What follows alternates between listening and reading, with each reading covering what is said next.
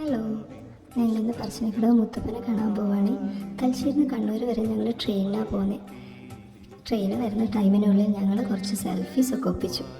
പിന്നെ ട്രെയിൻ വന്ന് അതിൽ കയറി നല്ല കാറ്റൊക്കെ കൊണ്ട് ഞങ്ങളങ്ങനെ കണ്ണൂരെത്തിയപ്പോൾ ഞങ്ങൾക്ക് അവിടെ വെച്ചൊരു ഓട്ടോ ചേട്ടനെ കിട്ടിയിട്ടോ. ഒരുപാട് കാലമായിട്ട് പരിചയമുള്ളൊരു ചേട്ടനെ പോലെയായിരുന്നു. ഞങ്ങളടുത്ത് നിറയെ സംസാരിച്ചുകൊണ്ടാണ് ചേട്ടൻ ഞങ്ങളെ പറശ്ശിനിക്കടവ് എത്തിച്ചത്. കണ്ണൂരിൻ്റെ ഹിസ്റ്ററിയും അവിടെ കാണുന്ന അമ്പലങ്ങളെക്കുറിച്ചും ഒക്കെ ചേട്ടന് കുറേ സംസാരിക്കാനുണ്ടായിരുന്നു. പിന്നെ വഴിയിൽ വെച്ച് കണ്ട ഒരു നല്ല സ്ഥലത്ത് ചേട്ടൻ നിർത്തിയിട്ട് ചേട്ടൻ തന്നെ പറഞ്ഞു, നിങ്ങൾക്ക് ഫോട്ടോസൊക്കെ എടുക്കണമെങ്കിൽ ഇവിടുന്ന് എടുത്തോ കേട്ടോ. അങ്ങനെ ഓട്ടോ ഡ്രൈവറായ ചേട്ടൻ ഞങ്ങൾക്ക് വേണ്ടി ക്യാമറമാൻ കൂടിയായിട്ടോ. അങ്ങനെ ഞങ്ങൾ പറശ്ശിനിക്കടവ് എത്തി. ഏകദേശം ഒരു 11:30 ആയിട്ടുണ്ടായിരുന്നു ഞങ്ങൾ അവിടെ എത്തിയപ്പോഴത്തേക്ക്. അവധിക്കാലമായത് കാരണം നല്ല റഷായിരുന്നു. അതുകൊണ്ട് മുത്തപ്പനോട് പ്രത്യേകിച്ച് ഒന്നും സംസാരിക്കാൻ പറ്റിയില്ല.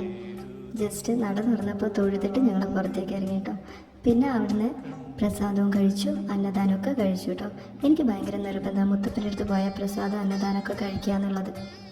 ഭയങ്കര ടേസ്റ്റ് അല്ലേ അതിന്. പിന്നെ അന്നദാനമൊക്കെ കഴിഞ്ഞു. പിന്നെ ചൂടൊക്കെ കാരണം ഞങ്ങൾ ഭയങ്കര ടയേർഡായിട്ടുണ്ടായിരുന്നു. അപ്പോൾ ഞങ്ങൾ വെച്ചു ശരി ഒരു ബോട്ട് സഫാരി നടത്തിക്കളയാം. അങ്ങനെ ആ ബോട്ടിൽ കയറി അവിടുത്തെ നല്ല കാഴ്ചയും കാറ്റും ഒക്കെ കൊണ്ട് കുറച്ച് നേരം എൻജോയ് ചെയ്തു. പിന്നെ അതിനുശേഷം ഐസ്ക്രീമൊക്കെ കഴിച്ചു ഞങ്ങൾ മുത്തപ്പനോട് ബൈ ബൈ പറഞ്ഞ് പുറത്തേക്ക് ഇറങ്ങിയിട്ടോ.